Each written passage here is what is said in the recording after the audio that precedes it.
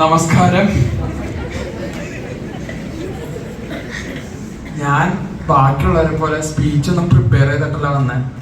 എല്ലാം ഇവിടുന്ന് പറയേണ്ടതാണ്. ഓക്കെ,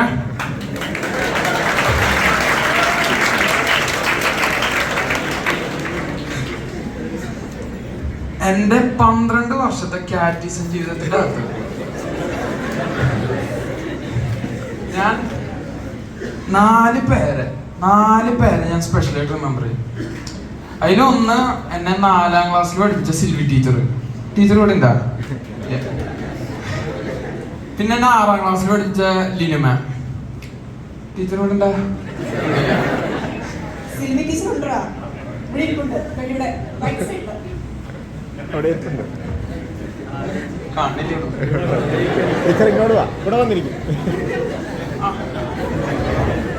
അപ്പൊ സിൽവി ടീച്ചർ ഉണ്ട് അവിടെ. പിന്നെ എന്നെ 9ലും 11ലും പഠിപ്പിച്ച ജിസ് സാറ്, പിന്നെ 12ാം ക്ലാസ്സിൽ പഠിപ്പിച്ച സൈജ സാറ്. 11ലും 12ലും പഠിപ്പിച്ച ഈ 2 സാർമാരുണ്ടല്ലോ, വേറെ ഐറ്റങ്ങളാണ്.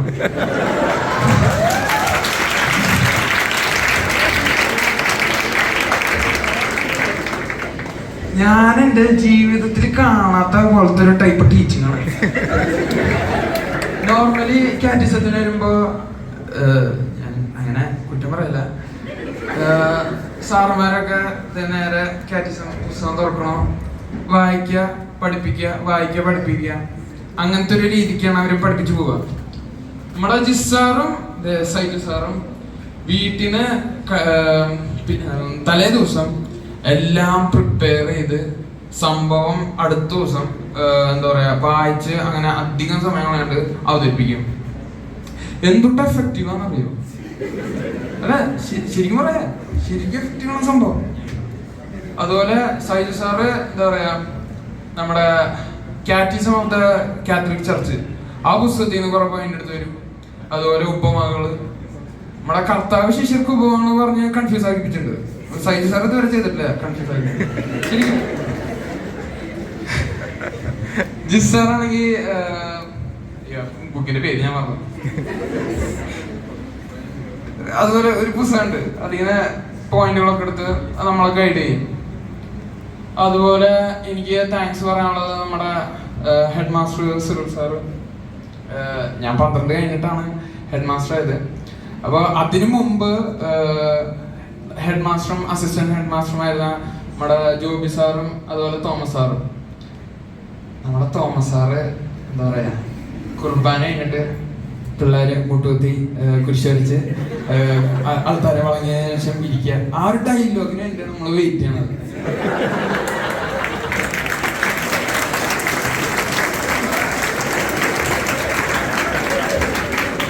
അതുപോലെ ക്ലാസ് ചെയ്യുമ്പോ സൈജു സാറിന്റെ 12C ഇപ്പോ അത് അങ്ങനത്തെ ഡയലോഗുകള് എന്താ പറയാ ഭയങ്കര പ്രസിദ്ധമാണ്. തോമസ് സാറിന്റെ ആള് കുർബാന കഴിഞ്ഞിട്ട് ഭയങ്കര മൈക്കിൽ വന്ന് സംസാരിക്കുമ്പോൾ സ്ട്രിക്റ്റ് ആയിട്ട് തോന്നുമെങ്കിലും എടുത്ത ആള് ഭയങ്കര കൂളാണ്. ശരിക്കും പറയാ, നമ്മള് ഇപ്പം അതുപോലെ എനിക്ക് താങ്ക്സ് പറയേണ്ട, ഇനി ഞാൻ അൾത്താരപ്പാരനാണ്. അപ്പോൾ എനിക്ക് അതിന് ഫോർമേഷൻ തന്ന സിനി സാറ്. കൊറേ നേരെ വീഡിയോ എടുക്കുന്നു സിനി സാറിന്റെ വീഡിയോ സിനി സാറ്, അതുപോലെ Thomas sir, Rejimon sir, Johnson sir, പിന്നെ വിട്ടുപോയി ബിജോയ് പാലക്കുന്നേൽ സാറ്. ആള് എല്ലാത്തിനും നേതൃത്വം കൊടുത്ത് എന്താ പറയാ നമുക്ക് ഫോർമേഷൻ തന്നിട്ടുണ്ട്. പിന്നെന്താ പറയാ, നമ്മുടെ ജോബി സാറ് ഇപ്പോ 1.5 മാസം മുമ്പ് ഒരു ടോക്ക് പോലത്തെ ഒരു പരിപാടി വെച്ചിട്ടുണ്ടായിരുന്നു. അതിനെ ജോബി സാറോടെ ഇനീഷ്യേറ്റീവ് എടുത്തിട്ടുണ്ടായിരുന്നു. അത് കഴിഞ്ഞിട്ട് നമ്മുടെ അച്ഛന്മാര്, നമ്മുടെ ജോണിയച്ചനും അനൂപച്ചനും കുറച്ച് സ്ട്രിക്റ്റ് ആണെന്നുള്ളൊരു ഇതുണ്ട്. പക്ഷെ എന്റെ അഭിപ്രായത്തില് അവരൊക്കെ പെർഫെക്റ്റ് ആണ് കേട്ടോ. അത് അംഗീകരിക്കാൻ പറ്റുന്ന സംഭവം. നിങ്ങൾ പെർഫെക്റ്റ് ആണ് അനൂപച്ച.